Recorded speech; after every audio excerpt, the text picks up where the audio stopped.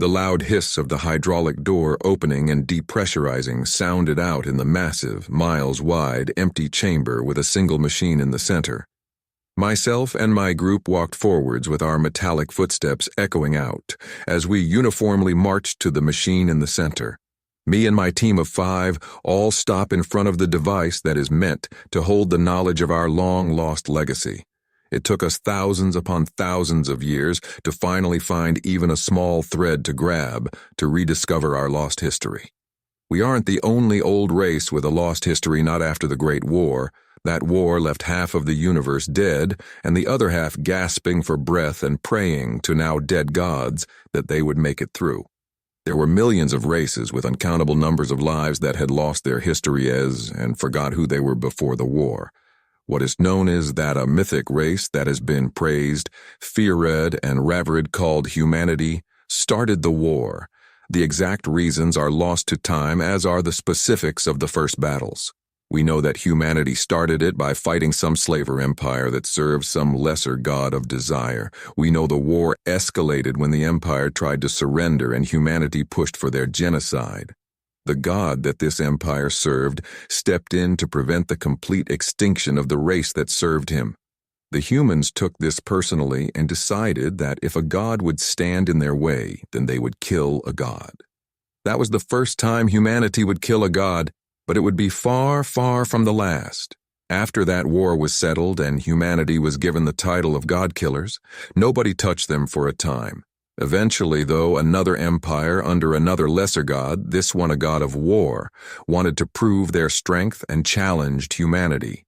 We know that they attacked unprovokedly and killed no less than 10 human worlds in a surprise attack to start the war. This ignited a fury in the humans that dwarfed what they showed even in their last war. The empire under this god of war fell in mere months under the wrath of humanity that made even some lesser gods of wrath recoil in horror. This time, humanity didn't even pause as they bound, chained, and subdued this god of war. They dragged him back to the capital of the human empire and publicly executed a god with a live feed across the galaxy. The force with which they used to kill this god was said to animize even his divine vessel.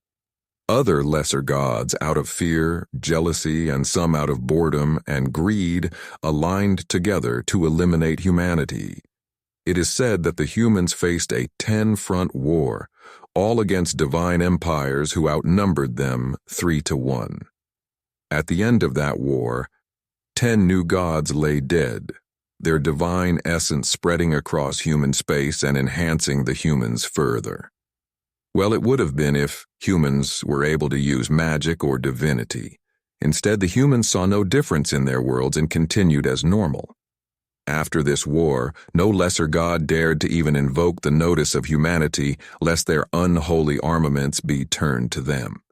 There were god-killer races before, but none had ever killed a full dozen gods.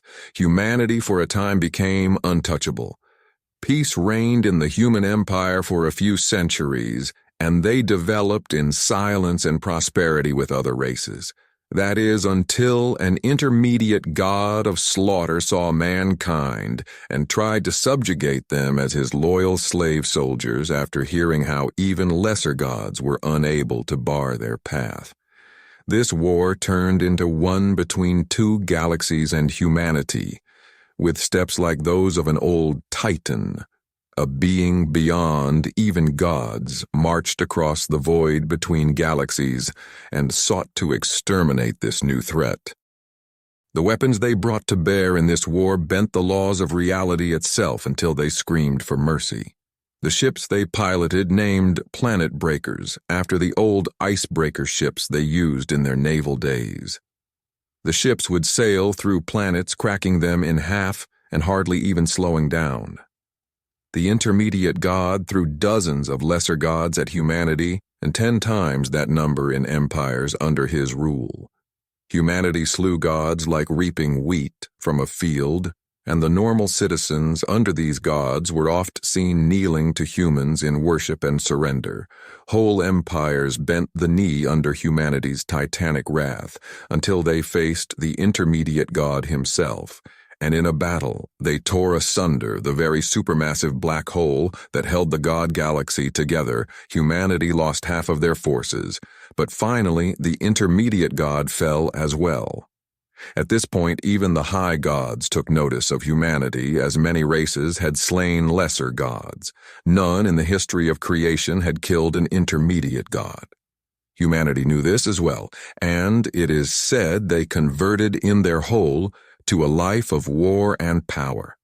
It is said that their civilization reached a tight 3 on the Kardashev scale, and with the power of their entire galaxy, concentrated created weapons that could smite parts of reality itself from being. They knew other gods would come to eliminate a threat, the likes of which they had never seen before, and the power they built and began projecting was godlike in its own right. This is when the war finally truly began. The gods attacked first, and in a matter of years, hundreds of lesser gods fell, and the humans had expanded to other galaxies and tamed them as well. Divine blood flowed into rivers in this war, and as it went on more and more, gods joined in to form a front against the monster that were humanity. Then it happened.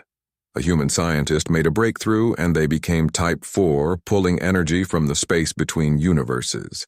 This was the power of the divine, and a territory no mortal race was meant to tread after humans achieved this intermediate. Gods fell like grass to a mower. Then the high gods decided enough was enough. Gods of creation, life and death stepped into the battle to suppress and annihilate the human menace. What nobody saw coming was that the humans would not kill but cripple every single high god that attempted to destroy them. With the high gods falling back to recover, humanity had a chance to catch its breath from its now millennia of constant war and battle against the divine. This was a chance that the gods would regret giving mankind as they continued to develop and grow. They gained power over creation and were harnessing whole universes in contained vessels to power their weapons and armaments. They stepped into the ranks of a Type 5 civilization and stood as equals with the high gods themselves. With this new power, half of the universe kneeled at the feet and whims of humanity. This was when the Titans themselves came from beyond creation, from the space between space, from dimension, designed specifically to allow them to exist without harming other universes. When they stepped into reality, the universe itself trembled before their power of time, space, creation, and a myriad other powers beyond even God. Humanity did not back down, though this time they were exterminated in the quadrillions, galaxy by galaxy. They were pushed all the way back to their home galaxy as the Titans sought their total destruction for disrupting the order they had worked for countless Googles to produce. When pushed into this corner, humanity desperately sought ways to fight these titans, and a breakthrough occurred in a desperate gambling. A universal containment unit was thrown into a singularity, and then the singularity was launched into the face of a titan of karma. That day, the multiverse itself felt like it stopped from sheer terror. A titan, a force that ruled over and maintained the balance of infinity, fell to its knees and died to the wrath of man. The other titans were horrified and summoned high gods from across all creation and began a campaign that would end with the extinction of most known god across infinity. Eventually, humanity pushed them all back. They were bloody, exhausted, and on the brink of faltering and falling down, but they pushed the titans and God back into heaven. Then, in a fit of rage and a final desperate push, humanity broke into the multiverse and invaded even heaven itself. That day, heaven fell. Humanity had done it. They had won. They had a seat on the throne of all infinity. However, it came at an unimaginable cost. Humanity had pushed itself to the very brink, and ultimately they too fell with their final opponents. Humanity was lost to the universe and fell forever, but had freed every mortal race in creation from the oppression of the gods and showed us we ourselves could become the gods. After this war, though, nobody in our universe knew their own histories. Kronos, Titan of Time, had, in a last fuck you to humanity, scattered history in time. He distorted everyone's memories, and time became tangled. Humanity had prevented this from wiping any races out, but controlling time across infinity was no easy task, and history was not lost physically, but forgotten. Now my race and every other race seeks to find out lost pasts before we try to take steps forward as civilizations. In front of me and my team is the device said to hold out history, one we searched 20,000 years to find. Taking a deep breath that my mechanical body no longer needs, I place my hand on the device and start it, connecting my mind to the network of minds of my now mechanical race. We have been mechanical since the war. We lost not only our memory but our biological forms. We are millions, but unable to reproduce or replicate ourselves. Our numbers have dwindled in our search for this device, and now all of my remaining brothers and sisters will know what we are. Then, as my mind connects to the device in front of me, I fall to my knees, and the sound of my team doing the same echoes through the chamber, and we, my entire race, humanity, in our collective mechanical forms, begin to weep. All the knowledge of our past is once again restored from this device we had made in case Kronos or another Titan decided to do something like this. I feel millions of trembling minds echo the same words as knowledge of how to return to our biological selves comes in. We are human,